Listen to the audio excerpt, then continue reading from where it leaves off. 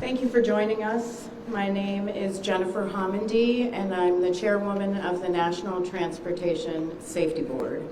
The National Transportation Safety Board is an independent federal agency that's charged by Congress with investigating every civil aviation and serious accident and serious incident in the United States and significant events in other modes of transportation.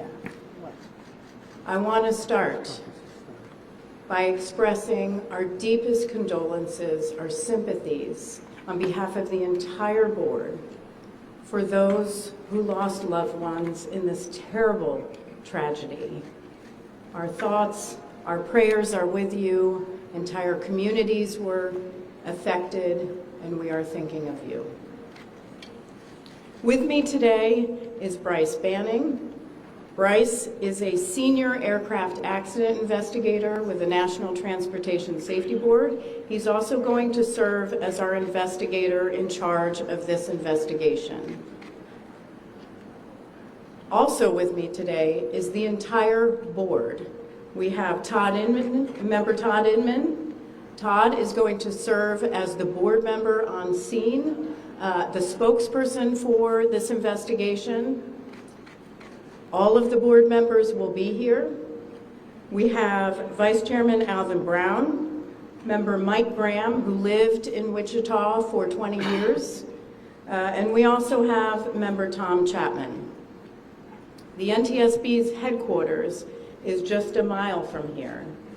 And so we are all here because this is an all-hands on-deck event.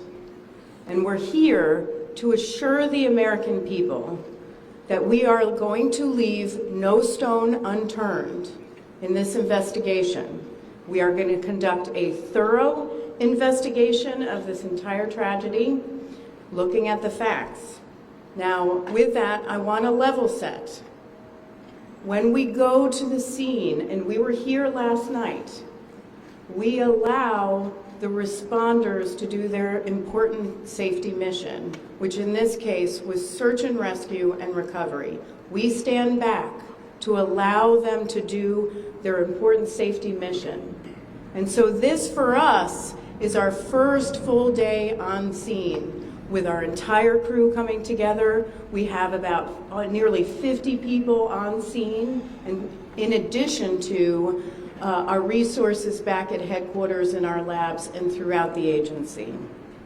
So with that said, we are not going to get into specific facts in this press conference. I want to level set here. We're going to get into our investigative process.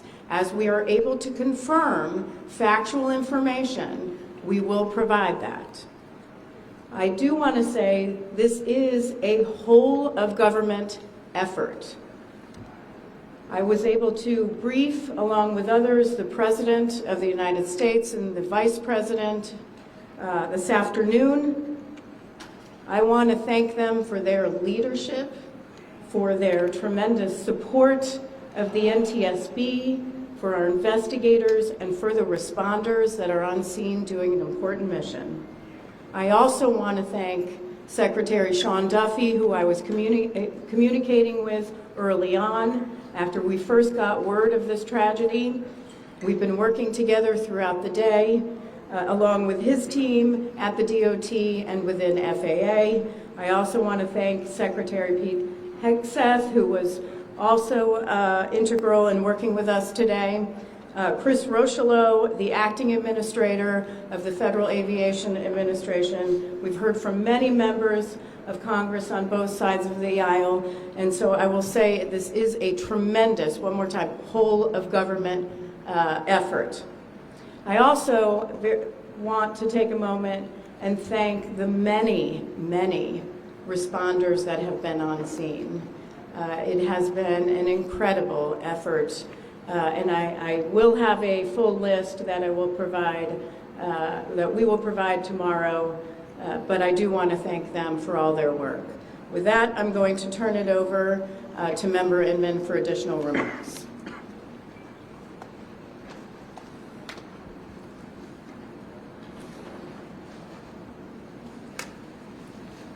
So today is our first full day on scene. Our investigative team will be on scene as long as it takes in order to obtain all the perishable evidence and all the fact-finding that is needed to bring us to a conclusion of probable cause.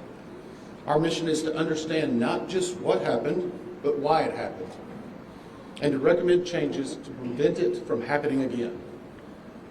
Since we're just beginning our investigation, we don't have a great deal of information to share right now. We will keep you informed by giving regular updates as we learn more. Our intention is to have a preliminary report within 30 days, and the final report will be issued once we've completed all of our fact-finding and investigation.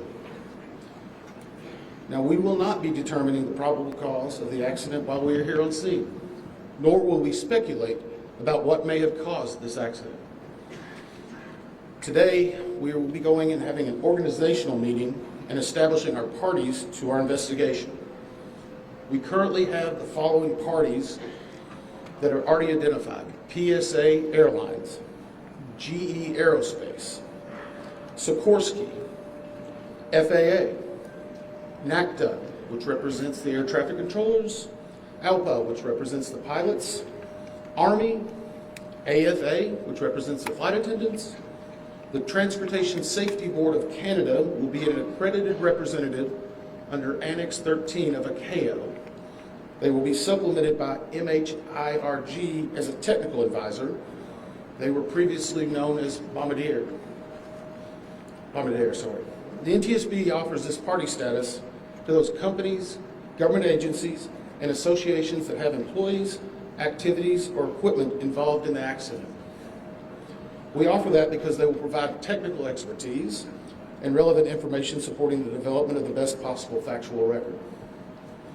Once they join this investigation, they are not permitted to release documents or talk publicly about the investigation without the consent of the NTSB. So I want to stress this. It is only the NTSB that will provide information related to this investigation, with one exception.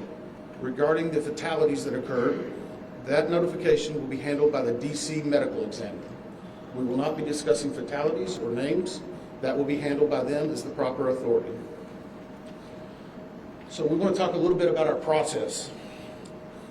We will analyze the facts and determine the probable cause of the accident, and then issue a report of those determinations.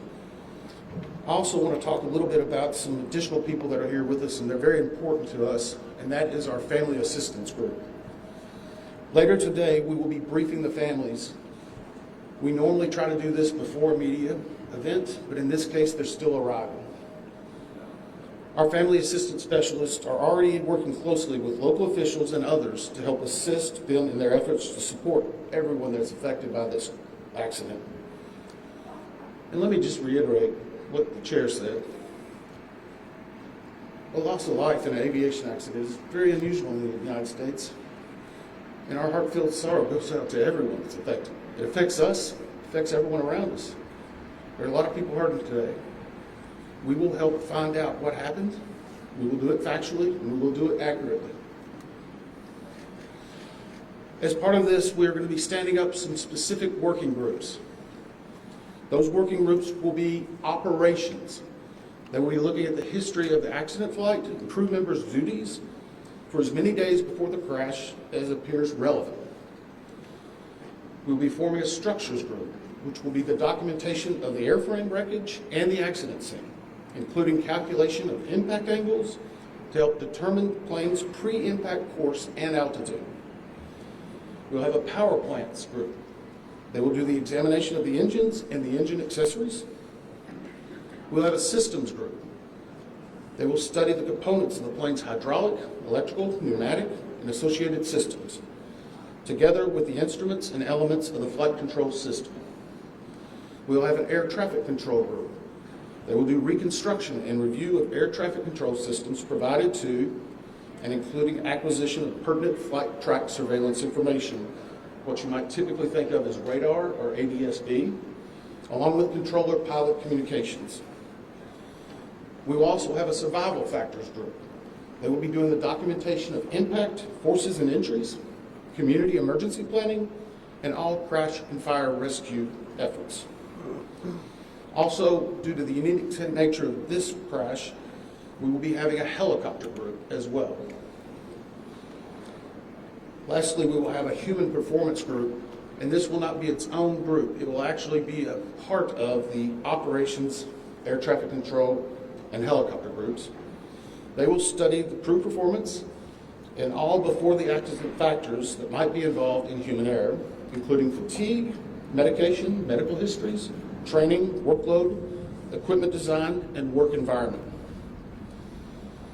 Now we're going to take a few questions, but I will again stress, we don't have a lot of information now. We will continue to gather that. We will try to release it as we can, but we will only talk about the facts of the case that we know right now. So, I'm going to ask, we're calling a few people. I'm going to ask that you state your name and affiliation. James Matthews from Sky News. So we've heard from President Trump today talking about DEI hiring policies within the FAA and associating that with the cause of this accident. What do you say to that? Well, unfortunately, I didn't hear the remarks. I was briefing House and Senate members. But I believe, Chair, would you like to take that? As part of any investigation, we look at the human, the machine, and the environment. So we will look at all the humans that were involved in this accident. Again, we will look at the aircraft, we will look at the helicopter, we will look at the environment in which they were operating in. That is standard in any part of our investigation. I'll turn it back. Chair, can I ask you, has the flight data recorder been recovered yet? And what is the difficulty in a water disaster like this, which presents a very difficult environment for your investigators and the people out on the water? Well, the question was on the flight data recorders. And we have not recovered the flight data recorders yet. We know they're there. They are underwater. This is not unusual for the NTSB. We have many times recovered flight data recorders in water. We have our lab right here that is about a mile from the NTSB, so it's not unusual. And once we get those, we'll be able to get those read and information from them to be able to provide further information to you. I'm going to turn it back over to Member Inman. Rather Henry with CBS News. Earlier today, Defense Secretary Pete Hegseth said a mistake was made last night. Based off of you all's initial investigations and preliminary findings, have you all been able to tell whether this was human error or mechanical failure? The question was, has there been human error or mechanical failure? We don't know what we know just yet. We do not know enough facts to be able to rule in or out human factor, mechanical factors. That is part of the NTSB investigative process, and where all of these groups will come together. It's one of the reasons why the NTSB is known as the gold standard. We will take the time that's necessary, but I'd also like to reiterate, if we find something that is a significant issue that warrants immediate action, we will not hesitate to make those recommendations and make them public. We have a good track record on that, and we can want to continue doing so. Sir? Well, Sir Tom Costello with NBC News.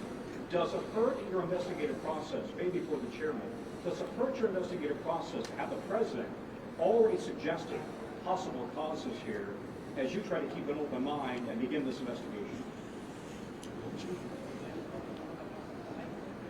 Tom, with all due respect, I think the press also likes to state what probable cause is before we get to the probable cause.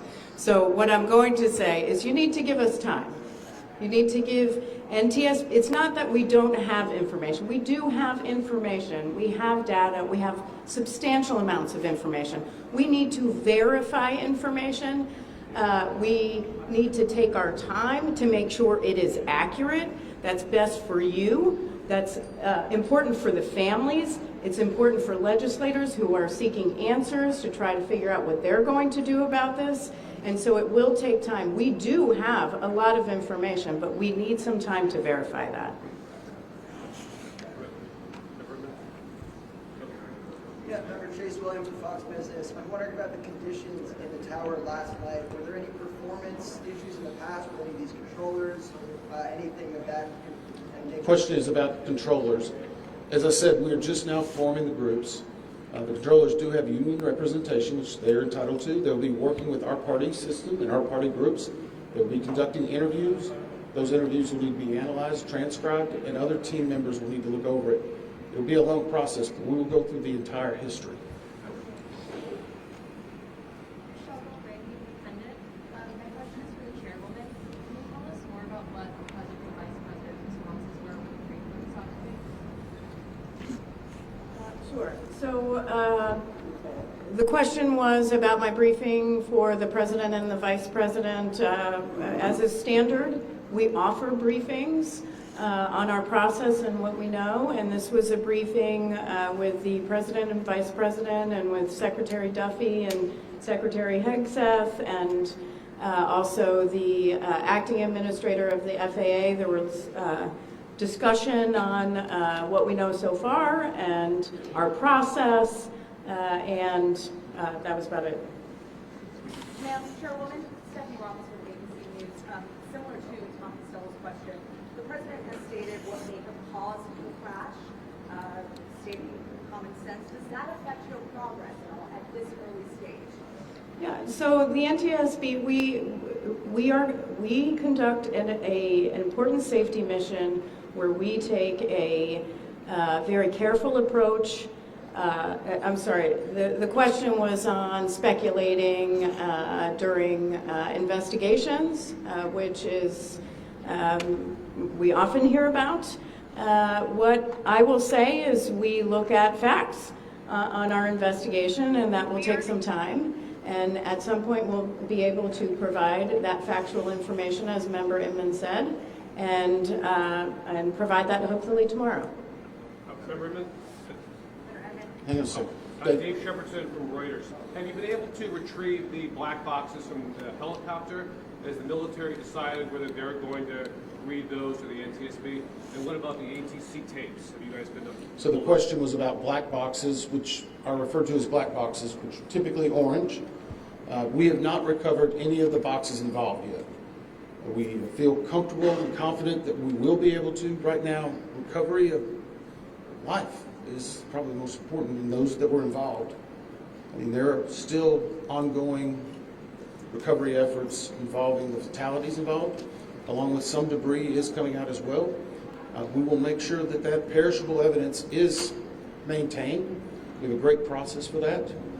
We will probably have more than one black box, so to speak. It's our understanding that the Sikorsky helicopter is equipped with some form of recording devices, and those will be read either by the DoD or by us. We have a good starting relationship with them, and we've already made agreements in order to be able to do that. So I feel comfortable in what we're going to be doing. The other question was about air traffic control. We received a very large package of information from the FAA at about 3 a.m., I believe, this morning. That is still being reviewed and analyzed. I would say there's a lot more information that usually comes in that than what you may find online and people might speculate about. And that is part of that overall process where we take the time to get the information correct and to make sure all the parties are engaged and involved and can fact check that information. Sir, One. Dave Cohen from CNN. Can you tell me if the NTSB has reviewed this FAA internal report that has been cited by the New York Times indicating that the controller that was on duty at the time of the crash was doing a job that's usually done by two people? We have not reviewed any specific reports about the controllers at this time, at least from the leadership team. Our investigators are continuing to pull all that information, their personnel records, their files, where they were at, whether they were fatigued. All that information will be part of that investigative process. But right now, we can't speculate on anything that may have been reported in the media until we get the opportunity to validate and understand how it impacts the investigation. We're going to take just a few more questions. Sir? Yes, Orange Khan, Paper Magazine. What's the process and the logistics like of bringing the families in? Are they coming into the airport? And how are you going to sort of do the sensitivity of bringing them to the place where this tragedy happened? So the question is about the families.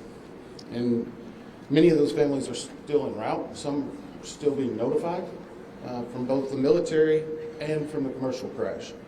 There is a family assistance facility that's being stood up by American and PSA Airlines in Bethesda, Maryland. They've already been working on that, standing it up. Our team from our disaster assistance team has also been coordinating with them. We plan on briefing them. It is customary that at some point, if the families wish to go to part of the accident site, that we would arrange such a thing, but it will only be when we know that it's safe, we have the correct perishable evidence, and we can do it in the proper modesty that should be for those family members.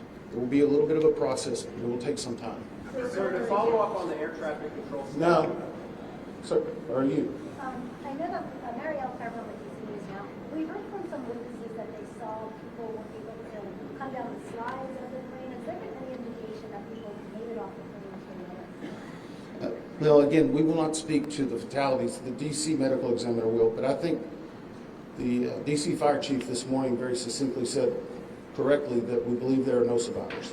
Were they on the plane? Like, did they even get out of the plane? Last question. Sir, Victoria Sanders with So, hang on one second. Right now, we're going through the debris fields.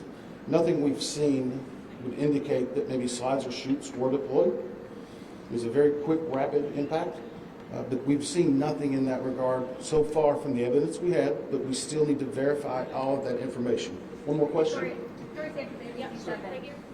Sure. Are you going to be looking at the family member's cell phone? Go ahead. Jeff Cook, ABC News. What do you know about the altitude of the helicopter at the moment of impact? And can you talk about the procedure for such helicopters in that area? The question was about the helicopter procedures. And in D.C., it's kind of a unique environment. We've been getting briefed more and more by the FAA. I'm not an air traffic control specialist, but they're actually helicopter zones, if you will, or tracks. And this one was transiting, I believe, from track 1 to 4 as part of their normal procedure. If you live in D.C., you see a lot of helicopters going down into this area. So there's a very well-defined system in that regard. As far as altitude, until we get the additional information, we can't validate or basically corroborate any of that until we get more of the electronic data and the data that's on the plane. I do want to clarify one question that also came about cell phones. In today's age and time, a lot of electronics and other devices do contain a lot of different information. We've found on a number of our accidents that we actually are notified through a smartphone that made sense of that. As part of our process, we will obviously treat all of the effects of the deceased with dignity. We are already starting to pull that information together. If we feel that it's necessary to find or pull some of that information, we will work with the families and make sure we do it in a manner that's respectful for them and their privacy. But right now, we don't have any plans specifically on that amount, on that area until we need to. Thank you very much. Very much.